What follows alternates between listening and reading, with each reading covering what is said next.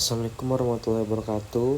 Perkenalkan, nama saya Radi Zikri dengan NIM C0E024011. Di sini saya akan memaparkan materi berjudul pembukuan, pemeriksaan, penyidikan, dan sanksi di bidang perpajakan.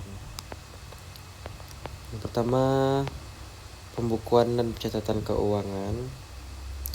Fondasi kepatuhan perpajakan mengubah transaksi keuangan menjadi laporan terukur. Yang pertama, definisi dan dasar hukum.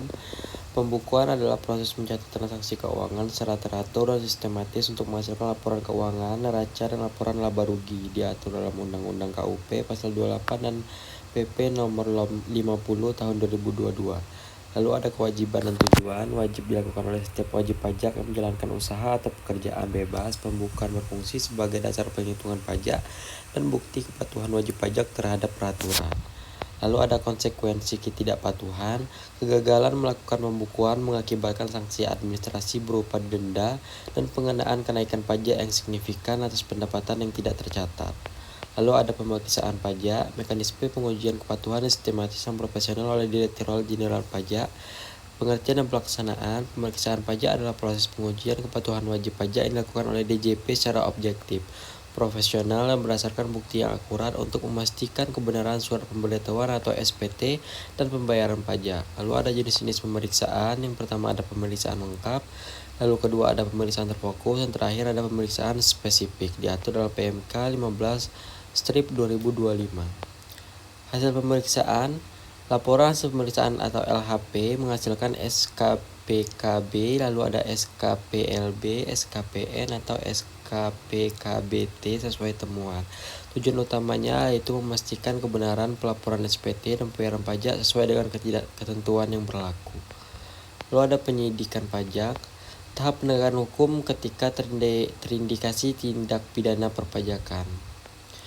Pemeriksaan bukti permulaan. Pertama, verifikasi awal terhadap indikasi tindak pidana pajak, lalu sprindik dan SPDP, penerbitan surat pemberitahuan dimulainya penyidikan, surat pemberitahuannya dimulainya penyidikan.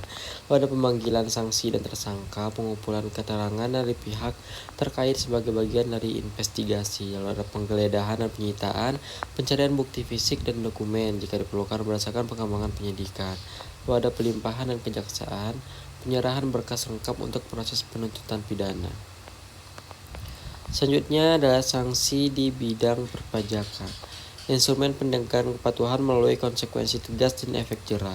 Dasar hukumnya Undang-Undang KUP Pasal 13, 38, 39. Sanksi administrasi ini yang pertama bunga atas pajak yang kurang bayar, denda administratif, kenaikan pajak hingga 100% untuk kasus berat. Lalu ada sanksi pidana, penjara untuk pelanggaran berat, denda pidana sesuai ketentuan, lalu berlaku untuk tindak pidana perpajakan tertentu. Contoh, wajib pajak yang tidak melakukan pembukuan dikenai sanksi kenaikan pajak terhutang sebesar 100% sebagai efek jerah dan penegakan kepatuhan. Penutupnya, pilar penegakan hukum perpajakan. Pembukuan, fondasi kepatuhan dan transparan keuangan. Kalau pemeriksaan itu artinya alat pengawasan dan validasi kebenaran pelaporan.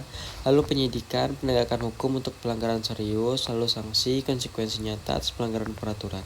Kesimpulannya, kepatuhan terhadap kewajiban perpajakan melalui pembukuan yang tertib, transparansi laporan keuangan, dan kerjasama dengan otoritas pajak tidak hanya menghindari sanksi, tetapi juga berkontribusi nyata pada pembangunan berkelanjutan negara.